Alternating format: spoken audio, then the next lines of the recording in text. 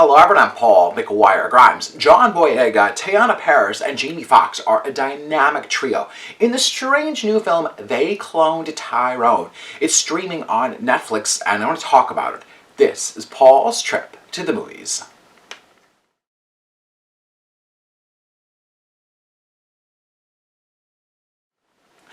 John Boyega stars as Fontaine, a drug dealer who pays a visit to a pimp named Slick Charles, who is way behind on his payments. Now he's played by Jamie Foxx. Their confrontation is at a sleazy motel, with Slick Charles trying to smooth talk his way out of the ordeal. Now in a surprise move, Fontaine is shot multiple times as he's backing out of the parking lot.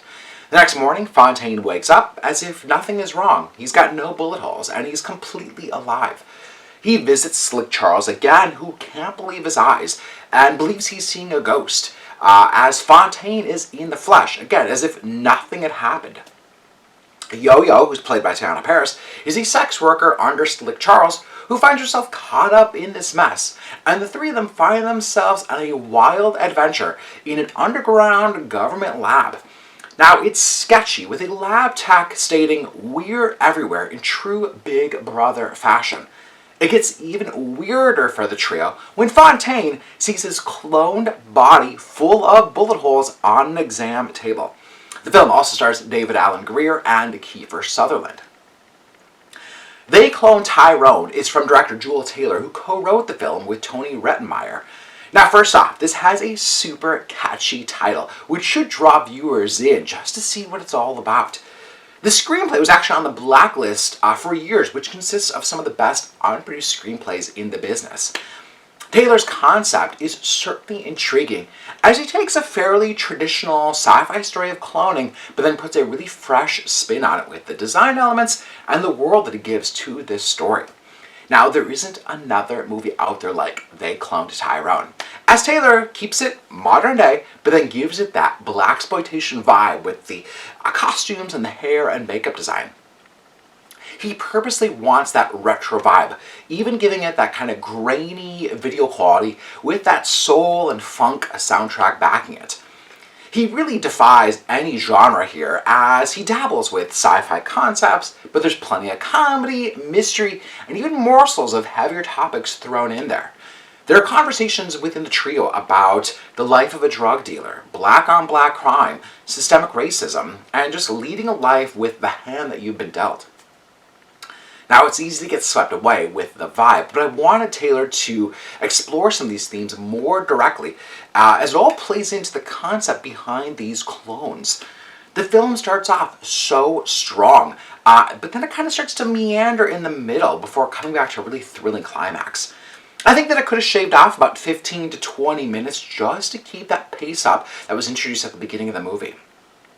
But the main trio here, are so dynamic to watch together. Jamie Foxx always excels in roles like this, as he's playing into the comedy and that slick nature of his character. Teyonah Parris also runs with the larger-than-life personality that she's been given as Yo-Yo. She and Jamie Foxx find more to them than just the stereotypes of a prostitute and a pimp that the movie introduces them as. And John Boyega, always strong, and really makes Fontaine really solid and grounded despite the horror show around him. Jewel Taylor has a good movie on his hands here, even if he needs some stronger footing and more focus to really make the satire land. I'm giving They Cloned Tyrone 3 out of 5 ticket stubs. If you like my review today, click subscribe on my YouTube channel. I have some of the movie reviews and some celebrity interviews with the cast of The After Party. I know you're going to enjoy it. I hope you're watching that series right now on Apple TV+. Don't forget to follow me on social media at Paul's Movie Trip. I'd love to hear from you. What have you been watching lately, whether it's at home or in the movie theater? Paul's Trip to the Movies is brought to you by Imagine Theaters. Head to the theater this weekend to go see Barbie, Oppenheimer, Mission Impossible. There's so many great movies in theaters. Follow them on social media at Imagine. They've got some fantastic opening night parties coming up, especially for Barbie. I know you're going to want to check that out. And tickets are on sale for my movie series, Paul McGuire Grimes Presents. I would love to see you there. Coming up this Sunday, July 23rd, is the Hollywood classic Sunset Boulevard. I'd love to see you there to see this movie back on the big screen.